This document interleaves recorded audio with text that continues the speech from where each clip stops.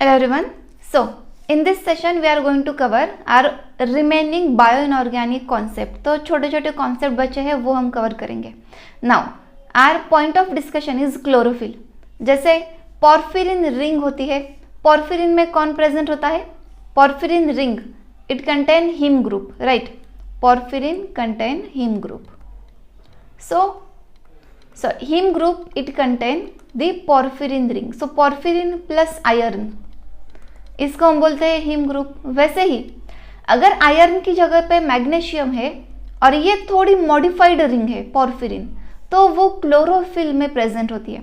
So chlorophyll contain porphyrin in which double bond of pyrrole is reduced. So porphyrin is nothing but tetra pyrrole ring.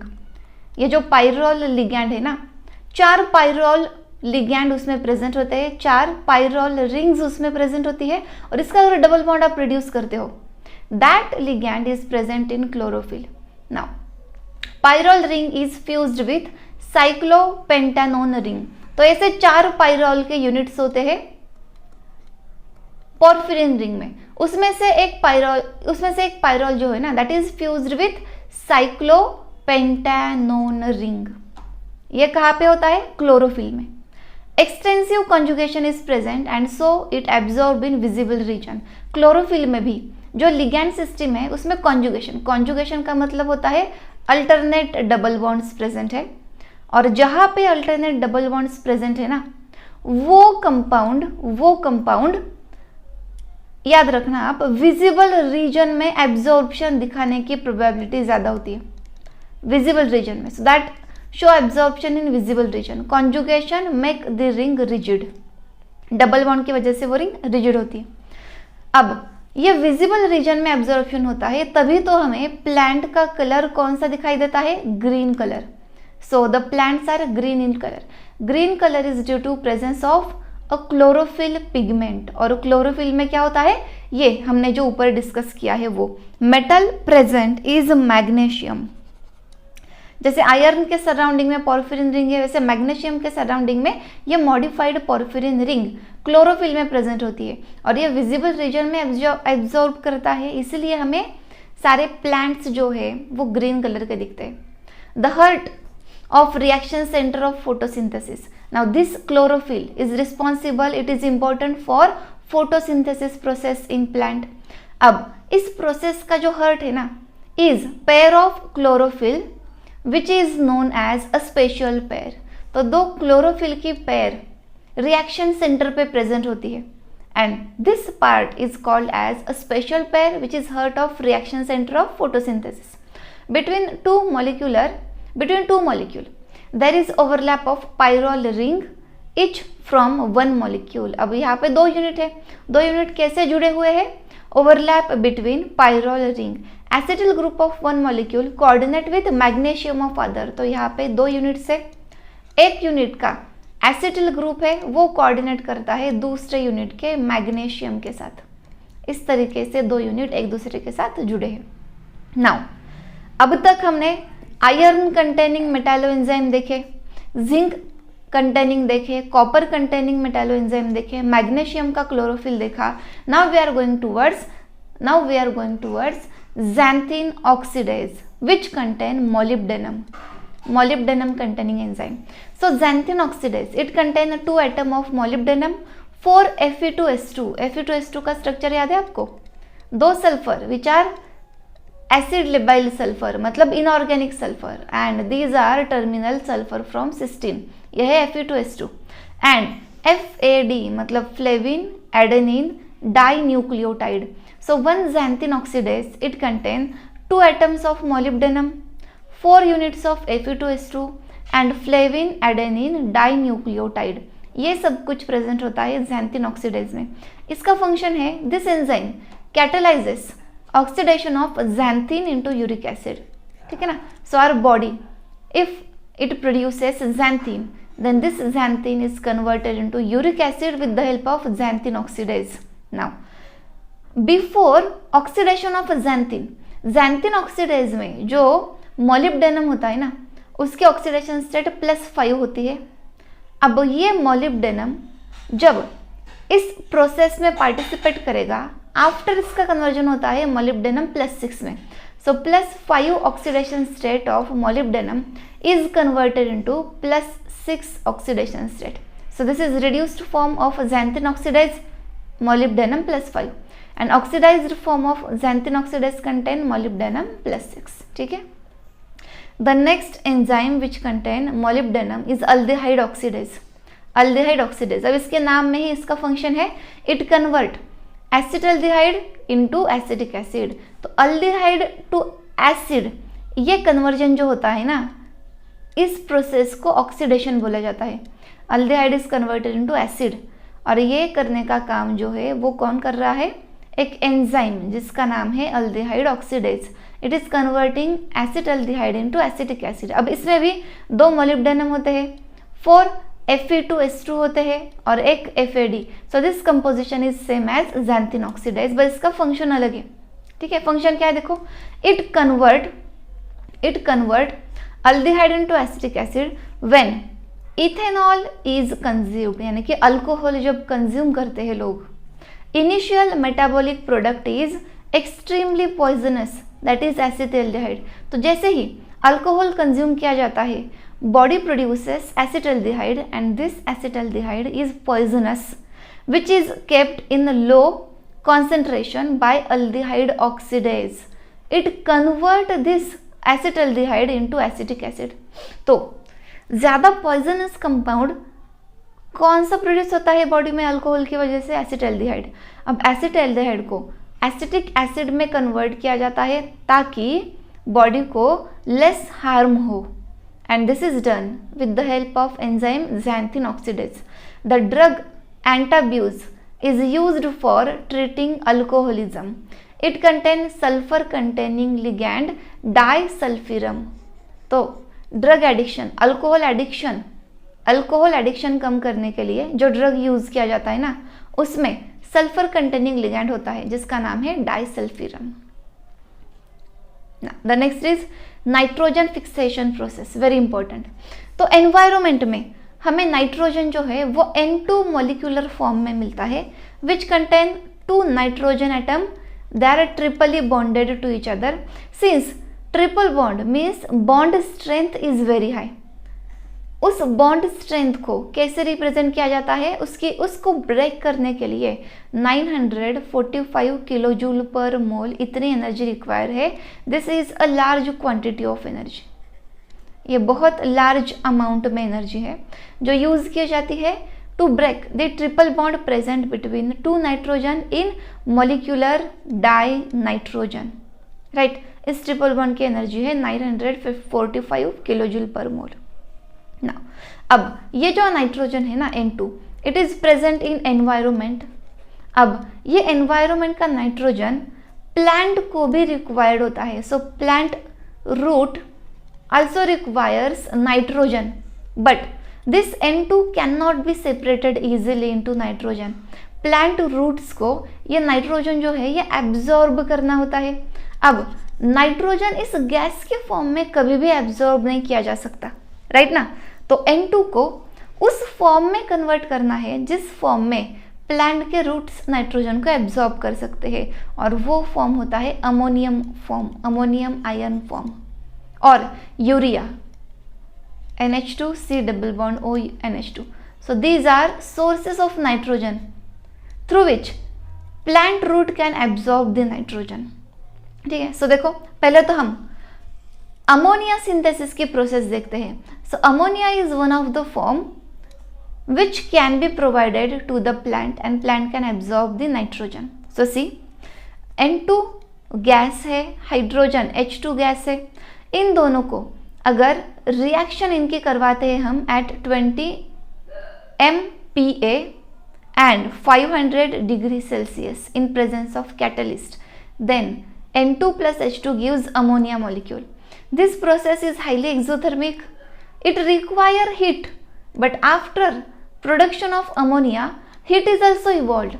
Delta कितनी heat यहाँ से evolve होती है उसको अगर हम रिप्रेजेंट करते हैं तो वहाँ पे निगेटिव साइन देना पड़ेगा. निगेटिव क्यों?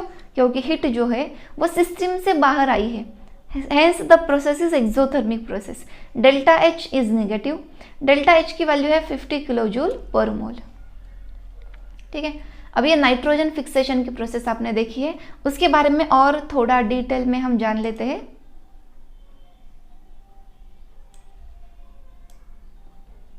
So see, Haber's process is a process for synthesis of ammonia. N2 plus H2 react at 500 degrees Celsius and 20 megapascal pressure. This is pressure, this is temperature. Delta H is plus 50 kilojoule पर मोल, मतलब इतनी heat जो है वो बाहर evolve की जाती है। इन विट्रो मतलब जो भी सॉइल है, बॉडी के बाहर का पार्ट, इन विट्रो प्लांट्स के लिए, सॉइल के लिए, उनमें जो नाइट्रोजन फिक्सेशन का मतलब होता है नाइट्रोजन को उस फॉर्म में लाना जो फॉर्म सॉइल में डिजोल्व हो सकता है या फिर सॉइल में एब्जॉर्ब हो सकता है, प्लांट उसे एब्जॉर्ब कर सकते हैं, that is nitrogen fixation. In vitro nitrogen fixation में क्या होता है, nitrogen forms a stable complex with transition element, some phosphine complexes of molybdenum, molybdenum के कुछ फॉस्फाइन कॉम्प्लेक्सेस है, एंड टंगस्टन, टंगस्टन के भी कुछ फॉस्फाइन कॉम्प्लेक्सेस है, which contain dinitrogen readily yield ammonia in acidic medium and ammonia is a source of nitrogen. ठीक है, now here nitrogen is present at a ligand with tungsten. Tungsten के साथ वो tungsten के साथ नाइट्रोजन लिगैंड की तरह प्रेजेंट है। उस फॉर्म में नाइट्रोजन कोई काम का नहीं है, याद रखो। N2 के फॉर्म में नाइट्रोजन यूज नहीं होता है। वी वॉन्ट आइदर अमोनिया और वी वॉन्ट अमोनियम आयन, हमें एक तो अमोनिया चाहिए या फिर अमोनियम आयन चाहिए। ठीक है,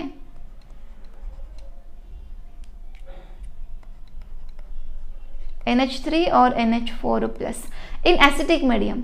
अगर एसिटिक एसिड है तो NH3 is converted into NH4 plus. So बस ये रिएक्शन यहाँ पे लिखिए।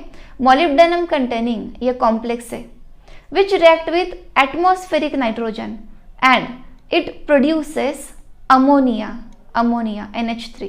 ठीक है, in vivo nitrogen fixation, so inside the body nitrogen fixation अगर है तो वो कैसे होगा, देखो। There are several bacteria and blue green algae that can fix molecular dinitrogen in vivo, मतलब बैक्टीरिया के थ्रू गैसियस नाइट्रोजन को बॉडी में एब्जॉर्ब करने के फॉर्म में वो ला सकते हैं with the help of bacteria blue green अलगी। वो अपने बॉडी में ये प्रोसेस नाइट्रोजन फिक्सेशन की प्रोसेस कर सकते हैं। The most important nitrogen fixing species are Rhizobium, living in root nodules of various species of legumes. So legumes के roots में एक Rhizobium, Rhizobium जो है ना, Rhizobium की स्पीसीज वो क्या कर सकती है, मॉलिक्यूलर नाइट्रोजन को फिक्स कर सकती है, तब उसके रूट्स क्या करेंगे, इस नाइट्रोजन को एब्जॉर्ब करेंगे। So the most important nitrogen fixing species are rhizobium and these species they lives in root nodule of various plant legume is a type of plant, right. The active enzyme in nitrogen fixation is nitrogenase, तो इसका नाम आपको याद रखना है। Which enzyme is important in nitrogenase? Which enzyme is important in nitrogen fixation? The name of enzyme is nitrogenase. Two proteins are involved in nitrogen fixation. Smaller protein, it contain Fe4S4 cluster. The larger protein, alpha 2 beta 2 tetramer, that contain 2 molybdenum plus 30 iron atom plus 30 labile sulfide ion. अब ये मैंने details दे के रखे हैं यहाँ पे, बस एक बार रीड करो। Iron sulphur cluster probably act as a redox centre nitrogenase में। अब देखो, two proteins are involve in nitrogen fixation. एक स्मॉलर प्रोटीन होता है जिनमें Fe4S4 क्लस्टर है, लार्जर, अब ये स्मॉल प्रोटीन है और ये लार्ज प्रोटीन है।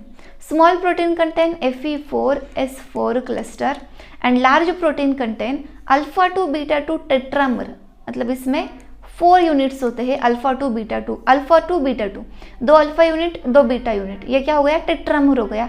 That contain 2 molybdenum, 30 iron and 30 labile sulphide ion. ठीक है, iron sulphur cluster probably act as a redox centre, हमेशा याद रखना। आयरन सल्फर प्रोटीन जो है ना, एक तो वो इलेक्ट्रॉन ट्रांसफर प्रोसेस में इन्वॉल्व होते हैं। इलेक्ट्रॉन ट्रांसफर का ही मतलब होता है रिडॉक्स सेंटर है वो।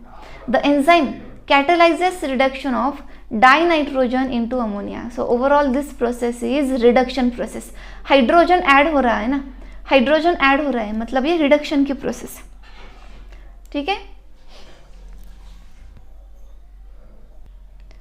बस यहाँ पे कुछ रिएक्शन लिखी है मैंने, देखो नाइट्रोजन फिक्सेशन की प्रोसेस। तो आप देख सकते हो, क्या याद रखना है उतना मैं आपको बताती हूँ। So here dinitrogen is present, right, N2 with the help of 8H+ ion, 8 electron and 16 magnesium ATP complex. कितने इलेक्ट्रॉन यूज हुए हैं? 8 electron, 8 proton. So N2 + 8H+ + 8 electron with the help of 16 magnesium ATP complexes, 2 ammonia molecules are produced plus hydrogen gas plus 16 ADP. So ATP is converted into ADP after the reaction. N2 is converted into 2 ammonia molecule, right. अब 8H+ में से 6H+ यहाँ पे use होते हैं और 2H+ H2 gas form करते हैं। So this is process of fixation of nitrogen. Now, molybdenum iron protein, they contain machinery to carry out these reactions. In iron sulfur protein called as P clusters, 2Fe4S4 क्यूबेन का मतलब होता है, Fe4S4 का structure हमने देखा था, it is a cube type. Alternate corner पे iron present है और सल्फर प्रेजेंट है। दे आर इंटरकनेक्टेड, मतलब ऐसे Fe4S4 के 2 क्यूब्स है and these cubes are interconnected by 2 sulphur from cysteine which bridge them. अब इनको ब्रिज करने वाले कौन है? 2 सल्फर है फ्रॉम सिस्टीन। ये कहाँ पे प्रेजेंट होता है? 2 Fe4S4 cubane unit are interconnected where in FeS protein called as a P cluster and these are important in nitrogen fixation process. ठीक है, ये मशीनरी है एक टाइप की to convert N2 into NH3। अब हम नेक्स्ट आ रहे हैं फोटोसिंथेसिस की तरफ। फोटोसिंथेसिस, इसमें भी क्या याद रखना है वो मैं आपको बताती हूँ। फोटोसिंथेसिस क्या है? In green plant it include splitting of water followed by reduction of carbon dioxide. So water and carbon dioxide, यहाँ पे वाटर है, यहाँ पे कार्बन डाइऑक्साइड है and they are finally converted into oxygen plus water vapour. Oxygen is produced finally. Now 4H imply reducing capacity of 4 hydrogen. There are 2 couple photosynthesis system. अब बस इतना याद रखना है, there are 2 photosynthesis system, PS1 system and PS2 system. It differ in type of chlorophyll. इसमें different क्या है? Chlorophyll ligand जो है ना, उसका टाइप डिफरेंट है। Primary product of PS1 is reduced carbon. Primary product of PS2 is energy in the form of 2 mole of ATP with oxygen as a byproduct. अब PS1 का product क्या होता है? Reduced carbon. हमें carbon dioxide चाहिए, right. Oxygen -4 होगा, ये carbon क्या होगा? +4 होगा। So we want a reduced carbon, we want a reduced carbon, not CO2 is product. CO2 product नहीं है, CO2 का कन्वर्जन देखो कैसे हुआ है। We want a reduced carbon. Reduce carbon मतलब क्या, मैं बताती हूँ आपको।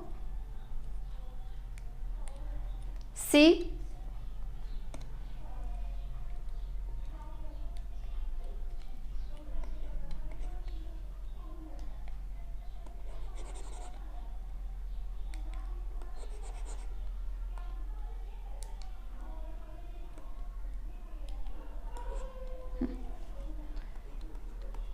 CO2, यहाँ पे क्या लिखा है देखो, CO2 is converted into CH2O, CH2O। So we want a reduced carbon. यहाँ कार्बन +4 ऑक्सीडेशन स्टेट में प्रेजेंट है, राइट। अब अगर आप ये CH2O देखते हो तो यहाँ पे ये कार्बन जो है ये रिड्यूस हुआ है, carbon is reduced here.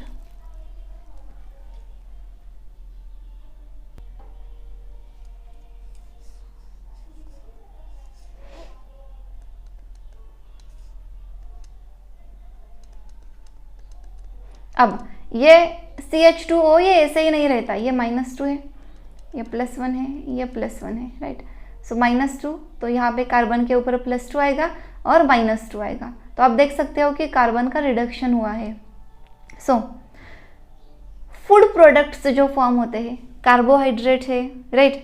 Carbohydrates के फॉर्म में प्लांट फूड जनरेट कर रहे हैं, तो उस फूड में कार्बन +4 में नहीं प्रेजेंट होता है, मतलब उसका रिडक्शन करना होता है।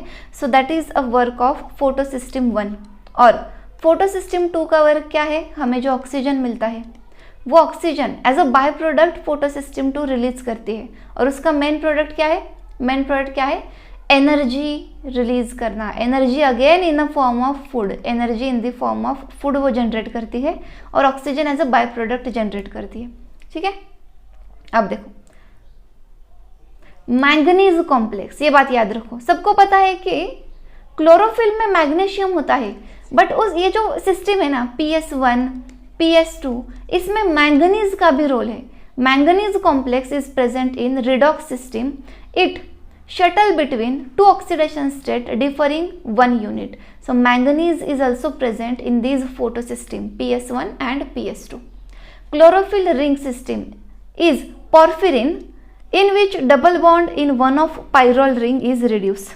ठीक है, सेम टू सेम क्लोरोफिल में मैग्नीशियम के सराउंडिंग में ये जो 4 नाइट्रोजन की पोर्फिरिन रिंग हम दिखा रहे थे ना, वैसे ही पोर्फिरिन रिंग है, बस एक जो पाइरोल है उसका एक डबल बॉन्ड रिड्यूस हुआ है, एक ही डबल बॉन्ड वहाँ पे प्रेजेंट है, that's it.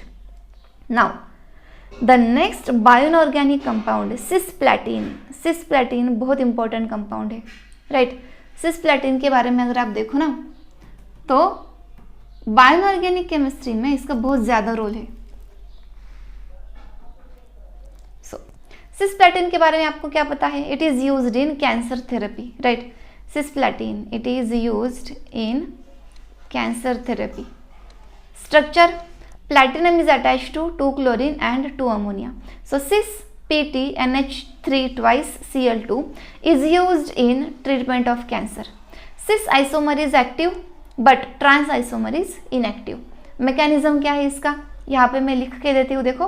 Platinum first bind, suppose ये DNA स्ट्रैंड है, DNA स्ट्रैंड है। तो इस DNA स्ट्रैंड के platinum first bind to DNA with chlorine ligand, first chlorine ligand, first N7 position of guanine is favorable for platinum coordination. The most important reaction is that intra-strand linking of two adjacent guanine base on DNA chain by platinum atom. तो यहाँ पे देखो मैंने structure draw किया है, platinum है, intra strand उसकी link, मतलब एक ही स्ट्रैंड में किस तरीके से प्लैटिनम बीच में प्रेजेंट है और इंट्रा स्ट्रैंड उसकी लिंकिंग हुई है। पहले क्या हुआ है, 2 क्लोरीन लिगैंड जो थे वो रिप्लेस हो गए, तो ये 2 क्लोरीन लिगैंड रिप्लेस हो गए गुआनिन बेस से। तो डीएनए के ऊपर जो बेस प्रेजेंट होता है वो इस प्लैटिनम को अटैच हो जाएगा, ये 2 क्लोरीन जो है ये रिमूव हो जाएंगे। मैकेनिज्म के डिटेल में हमें जाना नहीं है, बस इतना याद रखो, ठीक है। Now platinum first bind to DNA with chlorine ligand, first replace by water molecule. Chlorine ligand जो है वो वाटर मॉलिक्यूल से रिप्लेस होते हैं और अगेन वो वाटर मॉलिक्यूल जो है वो डीएनए बेस ग्वानिन से रिप्लेस होता है। तो 2 क्लोरीन की जगह पे वाटर मॉलिक्यूल आते हैं और 2 वाटर मॉलिक्यूल जाके उनकी जगह पे डीएनए स्ट्रैंड का ग्वानिन बेस अटैच होता है। कौन से पोजीशन पे, N7 पोजीशन पे, ठीक है। Now when self complement oxy oligomer portion of DNA chain react with cisplatin, 2 adjacent guanine are bound and Watson-Crick base pairing is disrupted. अब ये जो बेस के बीच में पेयरिंग प्रेजेंट होती है, आपको भी पता होगा, यहाँ पे बेसेस जो है ना वो पेयर होते हैं और ये पेयरिंग ब्रेक हो जाती है ड्यू टू सिस्प्लैटिन, ठीक है। अब पैर बेस होना मतलब वहाँ पे क्या हुआ, वो डीएनए का स्ट्रैंड ब्रेक होना, डीएनए स्ट्रैंड ब्रेक होना। और कैंसर थेरेपी में क्या होता है, अनवांटेड सेल्स जो है, अनवांटेड सेल ग्रोथ जो है वो हमें स्टॉप करनी होती है। सेल ग्रोथ को अगर स्टॉप करना है तो डीएनए को ब्रेक करना होगा और वो काम करता है सिस्प्लेटिन। तो ये सिंपल लैंग्वेज में मैंने बताया आपको। नाउ नेक्स्ट क्या है देखो, the next is sodium potassium pump. Sodium potassium pump, so sodium potassium pump they are present across the cell. तो इनका सेल के अंदर और बाहर जाना शुरू रहता है to maintain the electrical balance in body.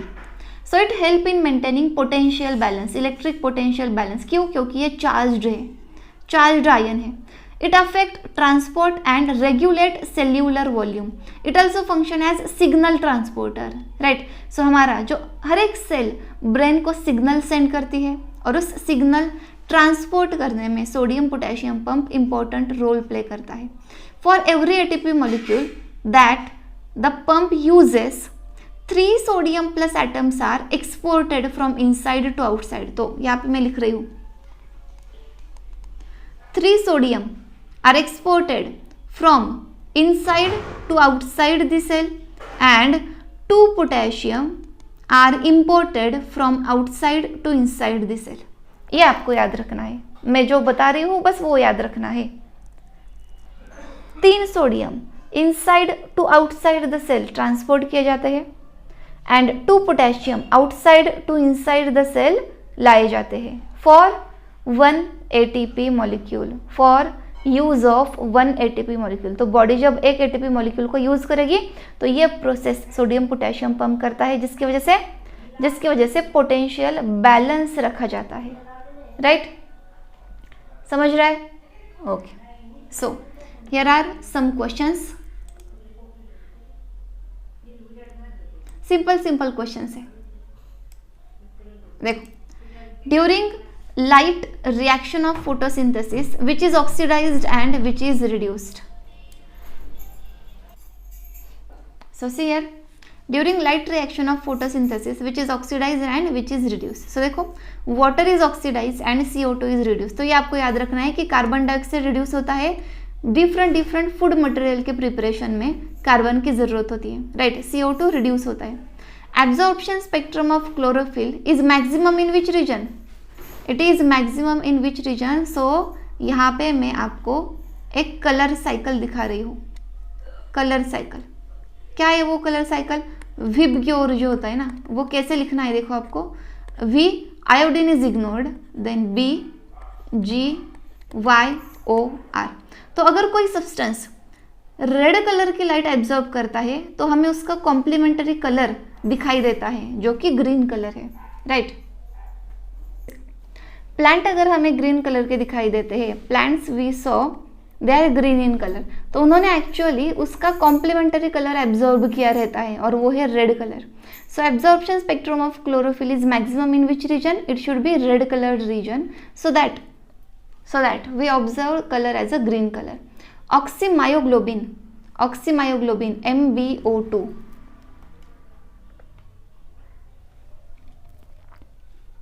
oxymyoglobin and oxyhemoglobin respectively, they are, so myoglobin and haemoglobin वो होमवर्क में आपको करना है, वो पैरामैग्नेटिक है या डायमैग्नेटिक है। तो ऑक्सीफॉर्म जो है ना, जिसमें iron is present in which oxidation state? +3, right. +3D5 का वो कॉम्प्लेक्स होता है, but due to anti ferromagnetic coupling वो डायमैग्नेटिक बन जाता है। तो एक बार आप देख लो फिर से, जो डीऑक्सीफॉर्म होता है वो Fe+2 हाई स्पिन होता है, D5 हाई स्पिन जो पैरामैग्नेटिक है, एंड ऑक्सीफॉर्म इज Fe3+ और Fe2+, Fe3+ और Fe2+ लो स्पिन है। अब Fe2+ लो स्पिन मतलब 1 2 3 4 5 6, ये तो डायमैग्नेटिक है। Fe3+ भी अगर होगा ना D5, तो भी ये एक unpaired electron due to anti ferromagnetic coupling क्या बन जाता है? वो डायमैग्नेटिक बन जाता है। सो दोनों भी डायमैग्नेटिक आपको लिखने हैं। सो द नेक्स्ट क्वेश्चन क्या है, अगर आपको दिख नहीं रहा है तो मैं बताती हूँ।